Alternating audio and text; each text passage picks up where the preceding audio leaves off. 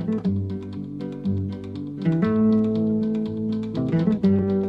my name is Mark from Cannae, and this is the second video in a comprehensive tutorial series for War in Spain 1936 to 39, which was released last week by Matrix, a new theatre level operational wargame that covers the Spanish Civil War in unprecedented depth. Conflict that served as the grim testing ground for the tactics and technologies of World War II. In part 1 we covered the background to the conflict and that we are playing the Balearics tutorial scenario. We also covered the interface and map and spent some time discussing the land units available to us in Valencia and Mahon to carry out the invasion of Ibiza. We formed a basic plan, but for the invasion to succeed we need to control the seas around the Balearics and have an effective plan for transporting all of our invasion forces, plus the supplies they will need. If you haven't seen part 1 yet, I recommend you go back and watch that first. And let me thank everyone who took the time to add comments on the video. I'm more than happy to answer questions you have, or head over to the Matrix forum and join the discussions there. When we start the scenario, we have something like 120 ships that we can command. We can see them listed in the Ships in Service window from the button here on the top menu. The names of the ships on the left and a location on the right, with all of them listed at a place with a name. In this case they are in the anchorage of the port listed, and unfortunately in that state we can't do anything with them. We can only give ships orders if they are assigned to a task force. What we're going to do is show how to make naval task forces and how we control them. We want to end up with about 20 task forces. I will only show on camera a few of them. I just want to show enough of them in detail so that you understand the principles of how to manage your fleet. By the way, one thing I didn't mention in part 1, these pop-up screens are kind of like windows. You can move them around the screen, and once you position them, they will come back in the same position later. And most of the other windows will use that same position. You can put them up here if you want to, or even down here over the jump map. I mentioned that there definitely could be replayability in this scenario to test out different plans. But there is a lot of work here to set up the scenario, quite a lot for the ground forces, much more to come for the naval. You could mod the scenario files, but the developers have given you a much easier tool to use to create the task forces and issue many orders to your forces, and then save it in a special file called the first turn setup. It's on the overview report for the nation from the top menu bar. So we can set up all these task forces, rename units, etc., then go back to this later as many times as we want. I recommend you use this function once you've done all of this hard work and got the 20 plus task forces set up, renamed units, given them initial commands, etc. There are 9 ports involved, so the best approach is probably to take each of them in turn and create all of the task forces. The ports where there are ships at the start are from south to north along the mainland coast: Torrevieja, Alicante, Valencia, Castellón, Tarragona, Barcelona and Palamos, then Caspe and Mahon. But I will only cover some of these. Specifically, I will not mention Caspe, Torrevieja and Palamos, which are very small and don't have any important ships. The first thing to note is that if you're going to do this all yourself, then you do not need to use every ship. And while we can make use of ships with some minor damage, we don't need to concern ourselves with extensively damaged ships that cannot be repaired soon. I'll cover repairs in part 3. Alicante is a decent sized port, level 4, and it starts the scenario with over 20 ships at anchorage. We saw this from the list of ships in service. We can order that list by location, so we can have all of the ships at Alicante grouped together. If you don't know where to find Alicante, just click on the location on the list. It's not yellow to show it is clickable, but it does work. You see the map in the background changes. Close the window and we can see Alicante is the selected hex. We know there are ships here from the ships in service list, and visually on the map there is a purple anchor icon. These icons are a little strange that they don't really show there is an anchorage here. Instead they show there are currently ships at anchorage. It's a subtle difference, but it means if there were no ships at anchorage in Alicante, then the icon does not appear. This includes if the only ships in the hex are in task forces rather than individual ships at anchorage. The traditional anchor icon is pretty small at zoom level 2 and impossible to see zoomed all the way out to level 0. It's really only effective zoomed in at level 4. Rather than using the ships in service list, there is another way to visually find where you have ships on the map using a hotkey. A list of all of the hotkeys is available within the game. You don't need to have the manual available to you or try to remember them all. Just click the hotkey button, which is here on the hex bar at the bottom. The hotkey we want is X for X-ray to see large ship icons. Let's use that. On the right is a window for us to select a filter for what ships we want to see on the map. By default it is set to show all ship types, and that's fine, even though with my settings that window is really big. You now see the large icons in both Alicante and Torrevieja to the south. This is particularly useful in zoom level 2, but the large ship icons are still a little difficult to see at zoom level 0 because they are pale colours. We can see all of the ports that we have ships that we need to manage: Valencia, Castellón, Tarragona, Barcelona and Palamos. Notice that Alicante has remained throughout our scrolling of the map as the hex named on the hex bar. We still have that hex selected. We can interact with Alicante even when it is not visible to us on the map. But let's go back to Alicante on the map. If you have the icons on the map enabled to be interactive, then you can just click on the anchor icon on the map. I have disabled that. Too many bad experiences of misclicking on the very small icons in other games, but the option is there for you, controlled by a preferences setting. To view the ships at anchorage, we use the anchor button on the bottom hex bar. That opens the list of active ships just at this single port rather than for the whole map, as we saw from the ships in service button. Ships in this list cannot do anything. Our goal is to add all of the useful ships on these lists into task forces. Task forces are the only way that ships can move around the map, engage in combat, carry supplies or troops. At the bottom of the window there is a button to form new task force, and that begins the process we need to move some of these ships from Alicante to somewhere more useful. From this screen we select the mission of the task force. There are 25 different missions, but a number of them will generally be red, indicating that these are not available to us. For example, we can't use the sub-patrol mission unless we have submarines in the port. The mission that is green is the one that we are selecting. Let's choose the cargo mission for the cargo ships we want and click on the Done Proceed to Ship selection button. Now we see a list of the ships in the port. This is a filtered list, so you may not see everything immediately. The game will filter it to exclude ship types that cannot be used in the mission you selected. A very wide variety of ships have the capability of carrying some sort of cargo, and you should see most ships for the cargo mission. You can change the filter using the options along the top.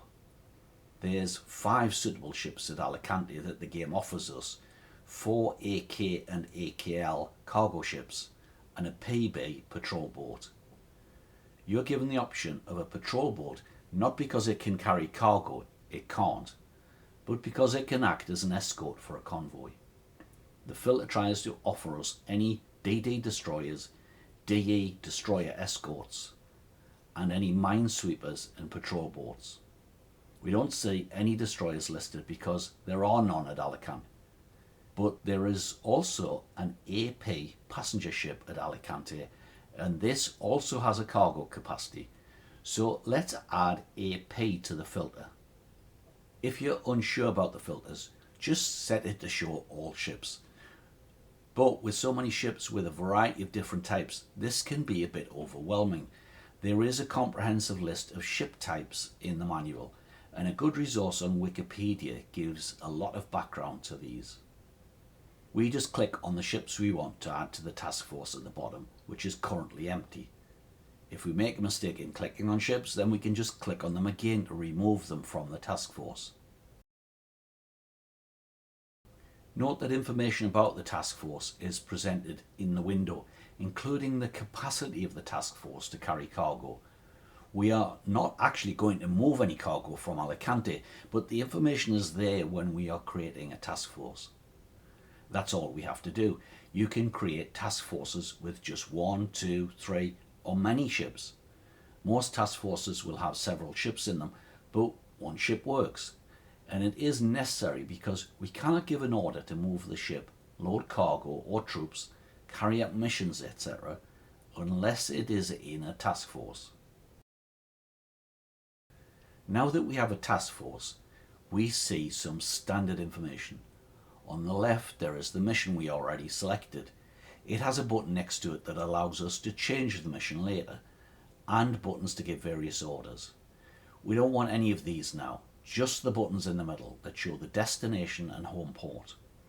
If we click on the destination, we will go to the map.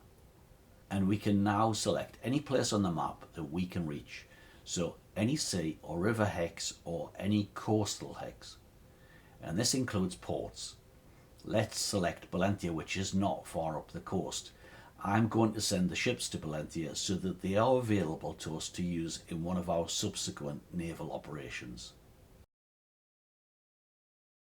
Now, if you do only that when we end the turn, the order will be carried out and the task force will proceed to Valentia. But task forces normally carry out two-way movements. They move to the destination, drop off cargo or troops, and then make the return journey. They know where to return to because they have a home port. This is set to Alicante. We don't want it to come back to Alicante. We want it to stay at Valentia. So let's set that. Now we have the destination and the home port as Valentia. Tomorrow the task force will move to Valentia and stay there. From this window we can click on any of the ships in the task force to view further details. Let's say the AK cargo ship Isla de Tenerife. Although it is designated as an AK cargo ship, note it still has a capacity to carry 210 troops. This would be quite a small force of men, but in the first part of this series we already saw that we have units on the map with less men than that. But its main purpose is carrying cargo and it can hold 3,000 tons. Even some of our militia units have a lot of cargo. The general supplies and equipment they carry with them, their guns and vehicles. In total, we only start the scenario with 4 of these types of ships, but we will get a further 6 in the next 10 days. Click back rather than exit and it takes us back to our previous window, the task force.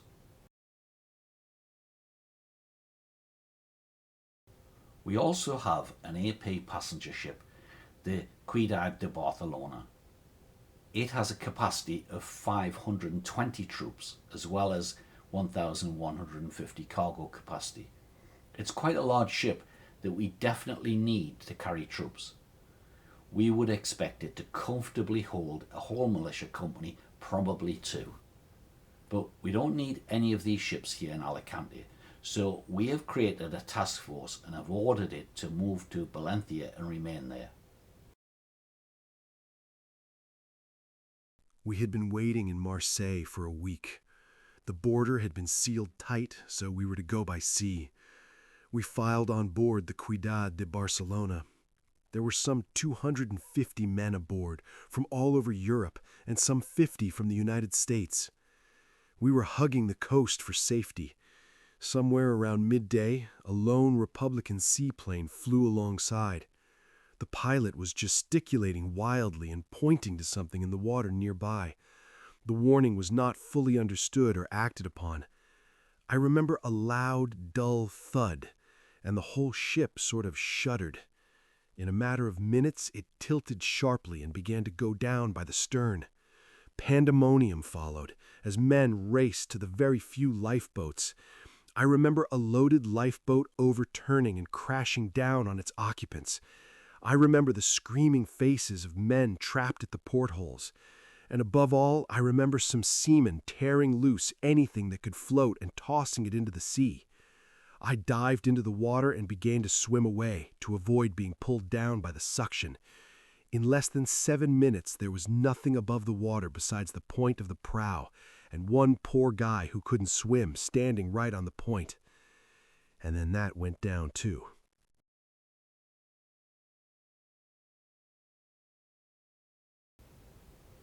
Ciudad de Barcelona lies about a mile off the shore of Spain in the warm waters of the western Mediterranean, not far from where millions of tourists have spent their holidays on the beaches of the Costa Bravo. It was the grave of about 200 men who lost their lives that day, including about 50 or 60 volunteers from overseas.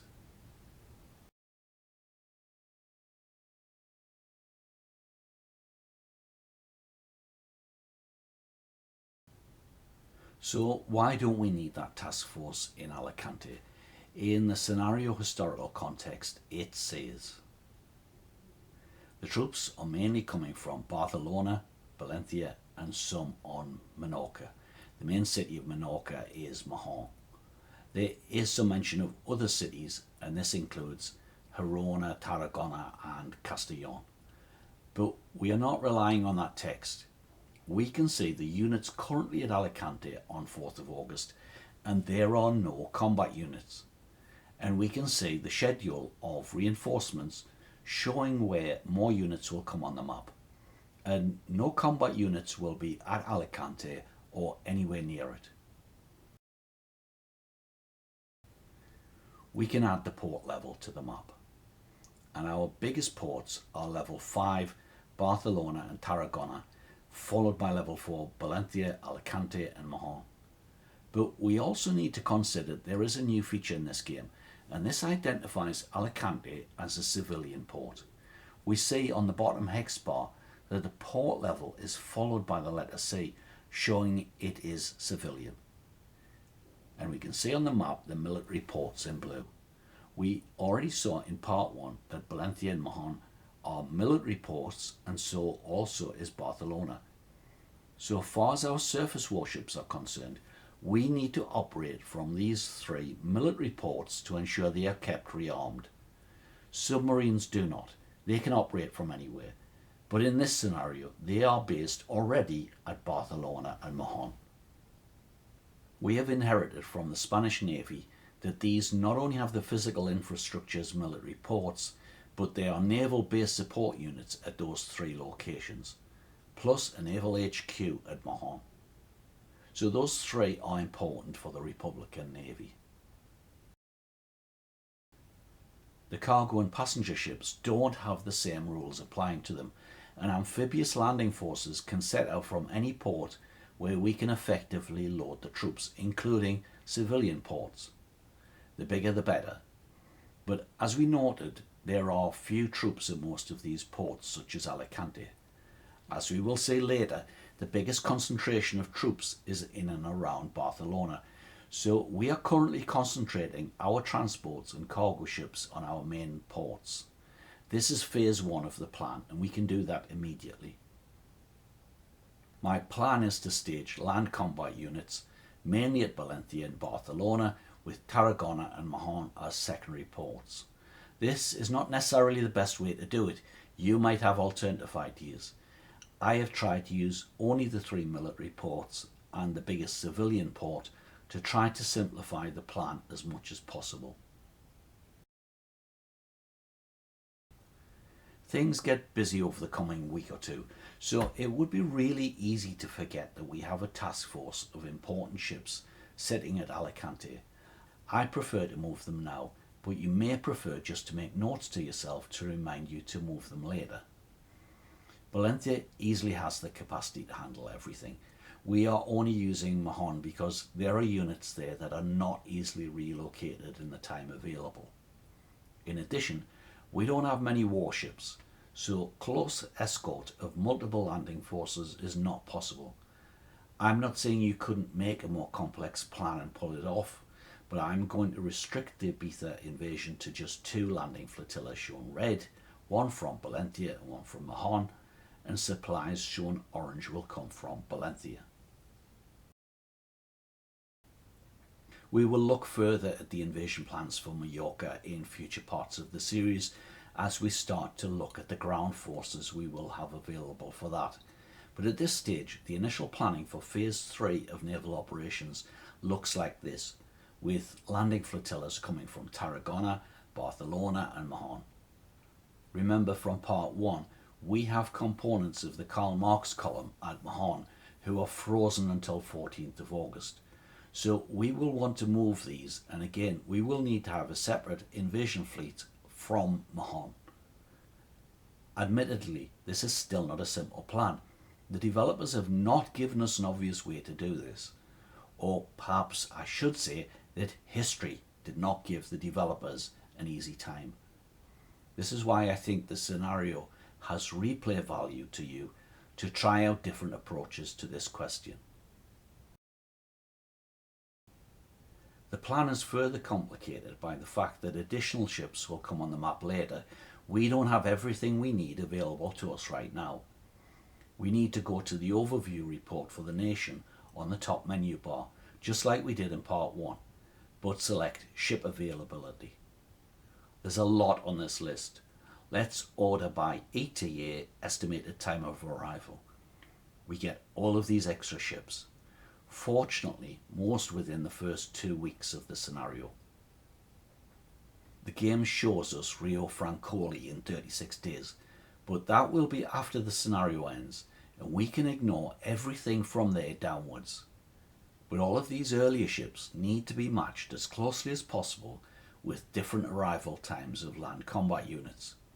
Fortunately, these ships nearly all arrive at Barcelona or Valentia, and I think that reinforces the plan. We don't want to be moving them all around the map. It seems a good idea to start to prepare all of the task forces at the main ports in plenty of time. I could go next to Valentia and say there are ships we could use in an amphibious task force and create it. There is one downside if we create all the task forces now. I mentioned in Part 1 that a hex can be both land and sea. This is Barcelona. The main city hex is about here, and there's another heavy urban hex here with the airbase, the modern airport.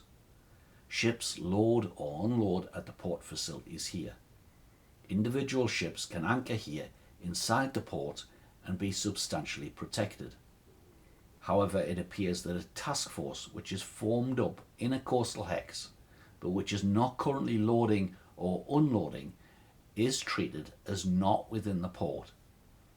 It is off the coast in the part of the hex that is the sea, and therefore task forces at Barcelona sitting waiting to be loaded with troops can be attacked by air or by sea in exactly the same way as if they were 10 or 50 miles out to sea. This is, by the way, exactly where we saw the Ciudad de Barcelona tied up in the port, Las Ramblas in the background.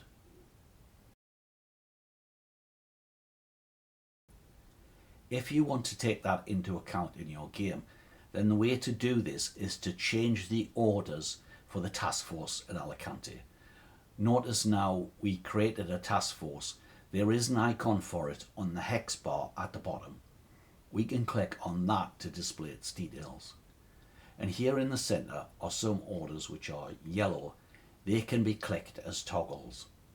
And one is no auto disband. That is the default that a task force remains together when they have completed their journey. Just click to change to auto disband. When it arrives at Valentia, the task force will be removed by the game and the individual ships will go into anchorage safely inside the port. Then when you need the ships to carry out the invasions, create new task forces. The Spanish Navy before 1936 was not a powerful modern navy. When the rebellion broke out in July 1936, the battleship Jaime I was at that time the last of Spain's operational dreadnoughts, which had been laid down in 1912 before World War I. The ship became a microcosm of the entire Civil War. Her officers planned to steer the ship toward the nationalist cause, but the wireless operators intercepted a direct message from General Franco himself, showing what they intended to do to overthrow the government. In a dramatic scene on the high seas, the crewmen rose up against their commanders. This people's battleship then steamed for the Republic. As well as Jaime I, the only other Spanish battleship which existed in 1936 was her sister ship. The Hispania was in dock where it had been for some time with the intention that it would be retired. It was not operational. The Nationalists captured the port where Hispania was, and after several weeks she was brought back into a state to be able to leave the port. She then began to operate in the Bay of Biscay during August 1936. This is an historic fact, but it has not been stated in the historic information for the scenario. We are told only about the Republican ships. So don't treat this as a spoiler, rather it is some helpful intelligence that the Republican commanders in the region in real life would know. Therefore, Jaime I cannot face any capital ships in this scenario, as long as the war remains a civil war and a battle involving the fleet that fought itself. This is important because at the start of this scenario, we have no intelligence within the game about nationalist ships. Let's go to Mallorca, and the main city there is Palma. So it is one of our main locations. I have set the hotkey 2 on the numeric keypad to get there. Note that if you have a full-size keyboard, it is this key you need to set by holding down Control and pressing 2. Then that key takes you to Palma. You cannot use these keys, they are set already by the developer. Palma is going to be our other location that we need to capture. When we click on Palma, we are actually given quite a lot of information that there are several units there. Capturing it is not going to be easy, but we'll discuss how we are going to try to do that in part 4. Palma is a level 4 military port, so potentially there could be nationalist warships based there. But we don't see a yellow anchor icon on the map showing there are nationalist ships at anchor there, even when I zoom in on Palma. On 4th of August, the fog of war is preventing us seeing what's in the port. We need to improve our intelligence. We should see in part 3 that our Air Force will begin to provide that information. Let's move to Valencia. It's hotkey 4 on the numeric keypad to get there. We saw in part 1 that Valencia is a level 4 military port, and it has naval support there in the form of the Valencia Naval Base Services. On 4th of August 1936, in real life, the Jaime I was still off to the south. But because this is a tutorial, the developers have made this a little easier for us and kindly given us the battleship a little ahead of schedule. So where are they? We are expecting them in Valencia, right? Let's try the ships in service and enable the filter for all ships. And there they are, right at the top of the list. Jaime I, a BB battleship, and Libertad, a CL light cruiser. But they are not in Valencia. They haven't reached the port yet. We will need to go back to Alicante. Anyway, just click on Alicante in this list as the location of Jaime and click on the anchor to see the ships there. Same as before to create a task force. We want surface combat. The game is showing us the only 2 ships in the anchorage that we can give this mission to. Let's add the Battleship and Libertad. Now we can give the task force a specific destination and have them move to a hex at sea. We will get the route they will take marked on the map. But an effective way of trying to intercept the enemy ships is to patrol the Mallorca Channel. This is the area that lies between Mallorca and Ibiza. Any ships to or from Palma must pass through this area. Let's first change the destination. To set up a patrol, we need to use TF routing. This allows us to make fairly detailed commands to our task forces. The first thing is at the bottom, there is a routing control. When coastal is green, this causes task forces to hug the coastlines as far as they can. This is often a safer way to go. We don't need our battleship to be doing this. It is usually slow to do it and is great for supply convoys. If we use direct routing, you can see how the route alters. Note there are two separate controls here. Coastal is a toggle off on. The other options, normal, safer, safest, direct, you get a choice of only one of these. The direct routing can result in us going very close to nationalist bases. If they had warships in Ibiza or bombers, then we would want to avoid this. Let's not be overconfident for now. Let's set it to safer. We can provide a much more detailed instruction by setting waypoints. We can set 3. This is usually only something we would use when we are moving a task force from A to B and want them to go a very specific route. Use the clear patrol zone to remove them. Or we can let the AI do the work and use the patrol around target option and then select the target hex where the patrol will be centered. The game will set 3 waypoints for the task force to follow in a circular route until it runs out of fuel or shells and needs to return to its base. If you really don't like the patrol waypoints that the game selects, you can manually adjust them. We then need to adjust the threat tolerance level at the bottom. We want the battleship squadron to act as aggressively as possible. Set it to absolute. A combination of this level and the aggression of the commander results in whether a task force will leave its station to engage an enemy, and whether it turns and runs if it encounters a strong enemy force. The battleship squadron only reached Alicante on their journey north. This is not good for us. Alicante is not a military port. They must not state Alicante as their home port. The home port is where they go to when they need rearming, and there will be virtually no rearming of a battleship at a civilian port. We will return to the subject of logistics in a further part of this video series.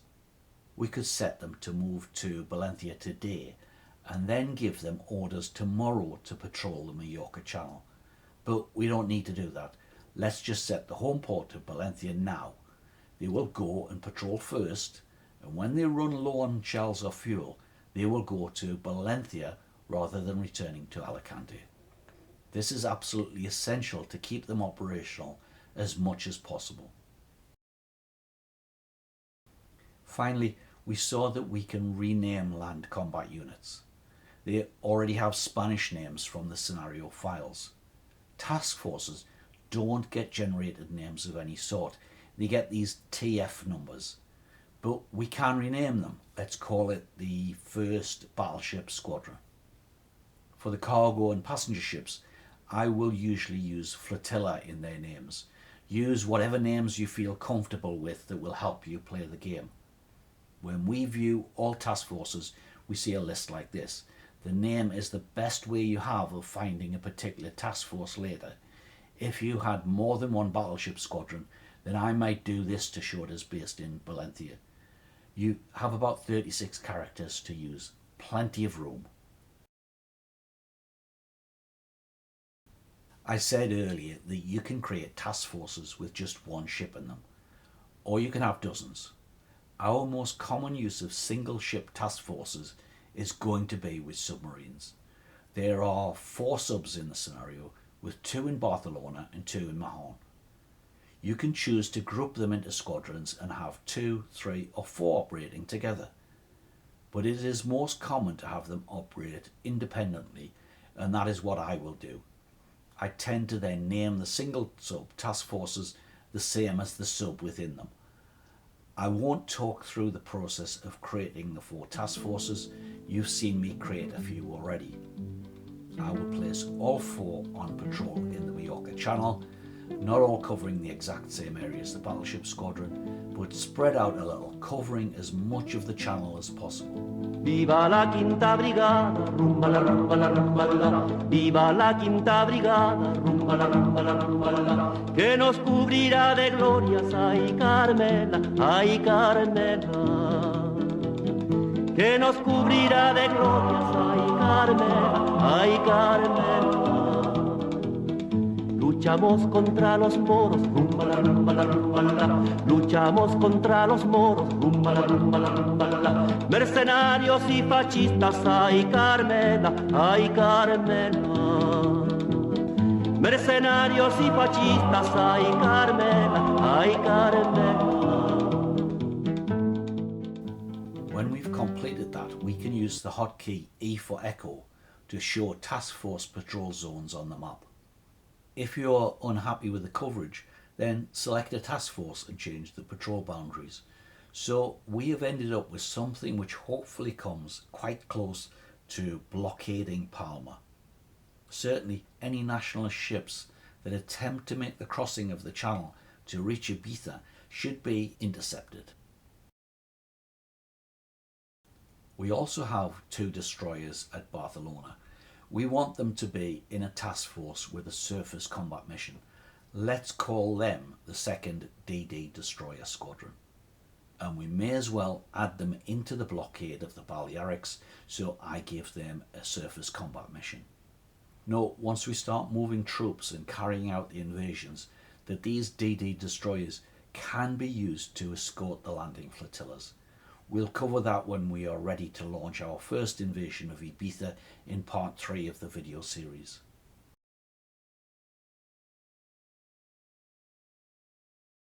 In the previous game, you had the ability to directly assign task forces to naval HQs. That is not the case in War in Spain. So notice this is not only different to what you might be used to if you played War in the Pacific, it is different to how HQs work in this game with land combat units. As we saw in part 1 of the series, land combat units have an attached to command button, and that must be set to an HQ within range to get the bonuses.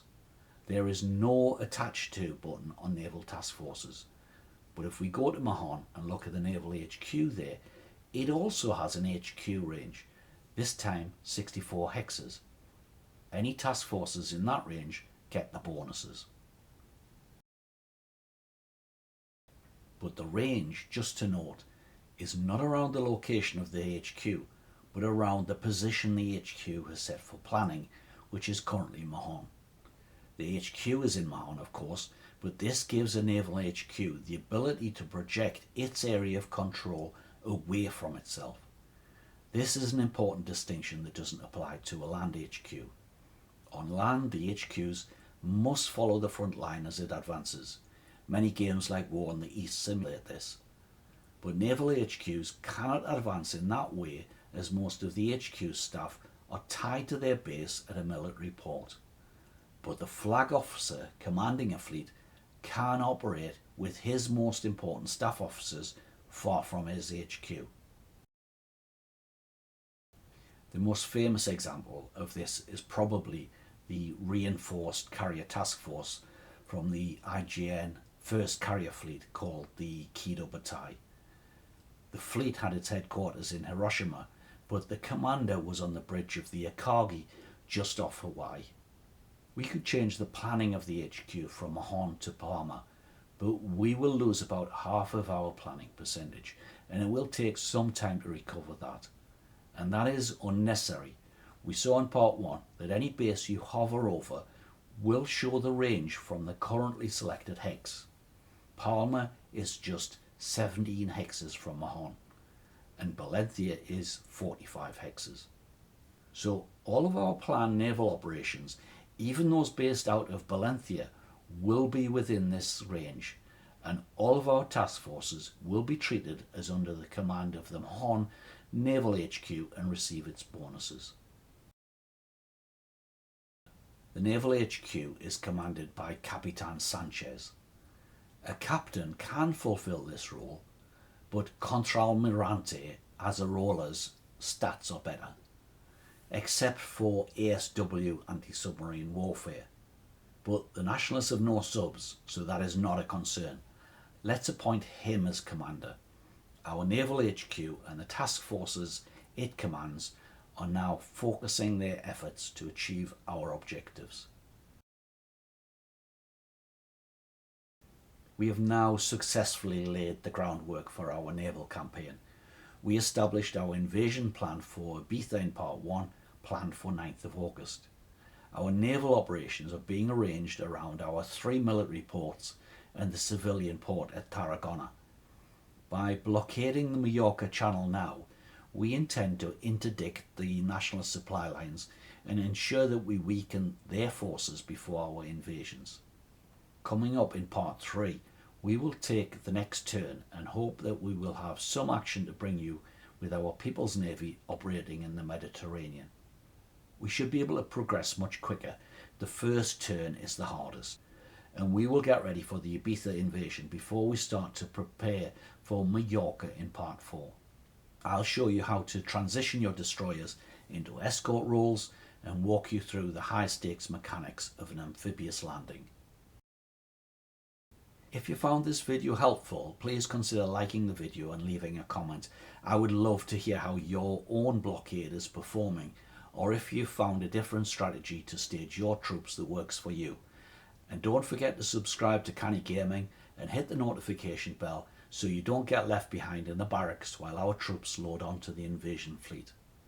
I've been Mark from Cannae Gaming, and I will see you back in the Balearics in Part 3.